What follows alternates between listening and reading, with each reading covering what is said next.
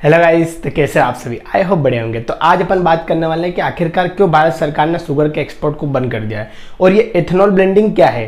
क्या गन्ने के रस से अब गाड़ियाँ चलेगी? क्या एथेनॉल की वजह से अब हमें पेट्रोल इंपोर्ट नहीं करना पड़ेगा? तो आइए इन सब सवालों के जवाब हम देते हैं, तो बने रहिए वीडियो के अंत तक। तो पहले बात करते हैं पेट्रोल ब्लेंडिंग क्या होता है। जब पेट्रोल में इथेनॉल को मिक्स कर दिया जाता है उसे पेट्रोल मिक्सचर ना कहते हुए एथेनॉल ब्लेंडिंग कहते हैं।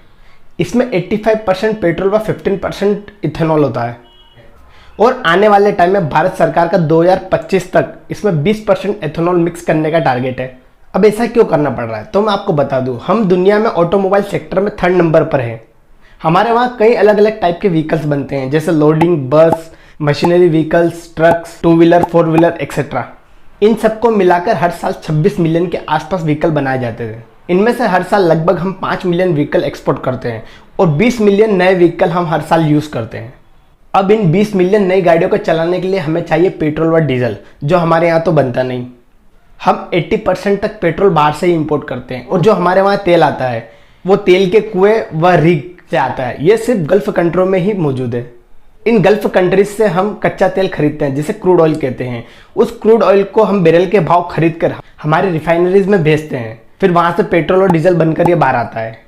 इन सब में हमारा बहुत सारा पैसा खर्च होता है। सिर्फ कच्चा तेल खरीदने में ही बाहर से हमें $65 बिलियन खर्च करने पड़ते हैं। अगर इन सबको इंडियन रुपये में चेंज करोगे तो लगभग इतना अमाउंट आएगा। ये पैसा सिर्फ पेट्रोल को खरीदने में ही खर्च हो जाता है भारत सरकार का। अब सोच के देखो, अगर पेट्रोल में 20% एथेनॉल मिक्स कर देते हैं तो इस अमाउंट का कितना पैसा कम हो जाएगा, ये आप कैलकुलेट कर लेना। और जो पैसा कम होगा वो हम टैक्स पेयर का पैसा ही बचेगा। इसलिए हम एथेनॉल को मिक्स कर रहे हैं। अगर 20% सक्सेस होता है तो 30% मिक्स करेंगे, अगर 30% सक्सेस होता है तो फिर 50% और 50 से 80 और बाकी बचा 20% तो हम इंपोर्ट कर सकते हैं या खुद भी बना सकते हैं, क्योंकि हमारे पास टेक्नोलॉजी है। और 20% इंपोर्ट कर भी लेंगे तो इससे हमें कुछ ज़्यादा फर्क भी नहीं पड़ेगा।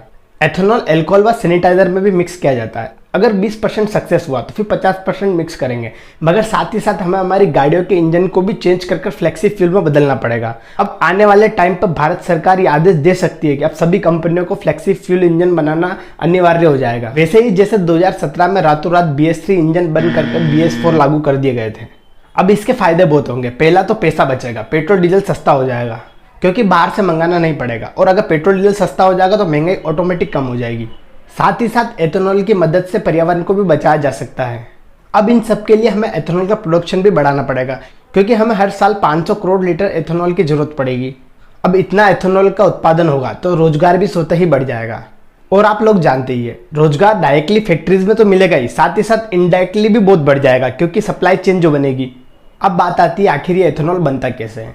तो ये गन्ना, गेहूं, चावल, मक्का, पराली से बनाया जाता है। जो गेहूं चावल टूट जाता है उसे कचरे के भाव में बेचा जाता है या वेस्ट हो जाता है, उन सब का यूज़ हो जाएगा।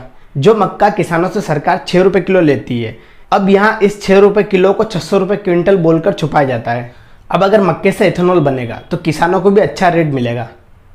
और जो फसल कटने के बाद पराली बचती है, जिसे किसान जला देते हैं, उससे भी एथेनॉल आसानी से बन जाएगा। अब इन सब से भारत सरकार व हमारा फायदा ही है। तो अभी हाल फिलहाल में इंडियन गवर्नमेंट का प्राइम फोकस एथेनॉल पर ही है। और ये कोई नई बात नहीं है, अभी तक ये दुनिया के बहुत से बड़े बड़े देशों में ये चीज़ें सक्सेस है और भारत में भी धीरे धीरे हो ही जाएगी। तो अब सोचने वाली बात यह है कि अगर गन्नों को एथेनॉल प्लांट भेज दिया जाएगा तो चीनी महंगी हो जाएगी। तो बस इसी चीज़ को बैलेंस करने के लिए शुगर के एक्सपोर्ट पर रोक लगा दी गई है, ताकि इस साल की चीनी को हम स्टॉक कर ले और आने वाले गन्ने की फसल को हम एथेनॉल प्लांट भेज सके। वैसे भी हमारे यहाँ चीनी का प्रोडक्शन बहुत ज़्यादा है, लगभग 35 मिलियन टन प्रोडक्शन है और यूजेज 27 मिलियन टन ही है। मतलब 8 टन एक्स्ट्रा चीनी है हमारे पास। ऐसा नहीं है कि इंडिया में चीनी का यूज़ बहुत कम है। सुबह की चाय से लेकर शाम का मीठे तक हर चीज़ में चीनी का यूज़ होता है। बच्चों की कैंडी हो या आइसक्रीम, सब चीज़ों में चीनी का यूज़ होता है। मगर फिर भी भारत के पास 8 मिलियन टन एक्स्ट्रा चीनी स्टोर है।